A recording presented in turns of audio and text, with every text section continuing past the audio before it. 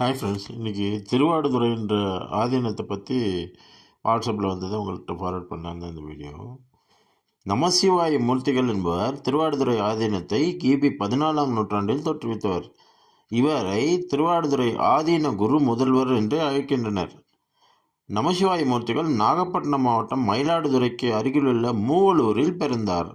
இவருக்கு பெற்றோரிட்ட பெயர் வைத்தியநாதன் என்பதாகும். இவருடைய குருவான சித்தர் சிவபிரகாசர் ஒரு நாள் வீதி வழியே சென்ற வைத்தியநாதனை கண்டு தன்னுடன் அழைத்து திருவாடுதுறை வந்தார்.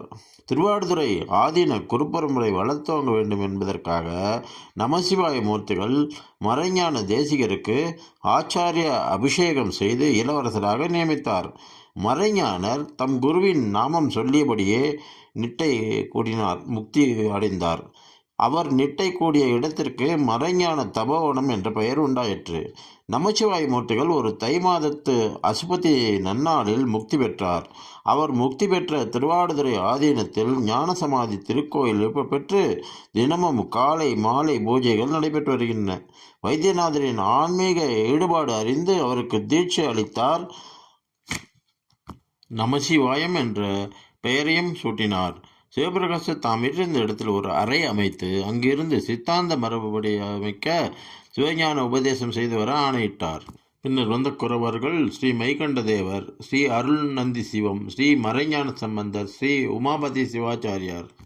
ஸ்ரீ உமாபதி சிவாச்சாரியார்கள் நியமனம் பெற்றவர் ஸ்ரீ அருள் நமச்சிவாயர். இவர்பால் தீட்சை பெற்றவர் சீத்த மூர்த்திகளான ஸ்ரீ சிவபிரகாசர். இவர் ஸ்ரீ பஞ்சாட்சர மூர்த்திகள் என்று போற்றப்படும் ஸ்ரீ நமச்சிவாய மூர்த்திகளை திருவாடுதுறையில் ஆதீன முதல்வராக நியமித்தனர். அதனால் இவ்வாதீனம் ஸ்ரீ பஞ்சாட்சர தேசிகர் ஆதீனம் என்ற பெயர் பெற்று விளங்கியது. ஸ்ரீ மெய்கண்ட நாயனார் முதல் ஸ்ரீ நமச்சிவாய மூர்த்திகள் வரையுள்ள இந்த ஆச்சாரிய பரம்பரை பூத பரம்பரை எனப்படும். முன்கூறிய தேவ பரம்பரையும் இந்த பூத பரம்பரையும் உபதேச பரம்பரை எனப்படும். இதற்கு மேல் விளங்கி வருவது அபிஷேக பரம்பரையாகும்.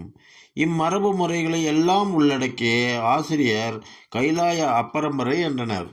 இக்கைலாய பரம்பரையில் இதுபோது திருவாடுதுறையில் 21வது குருமகா சன்னிதானமாக அருள் செங்கோல் நடத்தி கொண்டு வருவர்.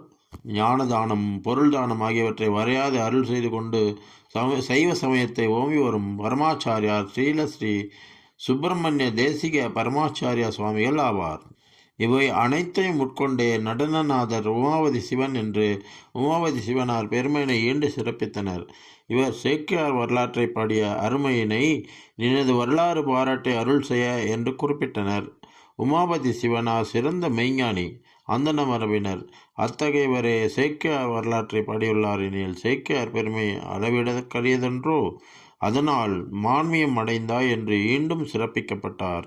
சேக்கியார் வரலாறு இம்மைக்கும் மறுமைக்கும் ஆதார நிலையது என்றதையும் நினைவு கூர்ந்தோர்.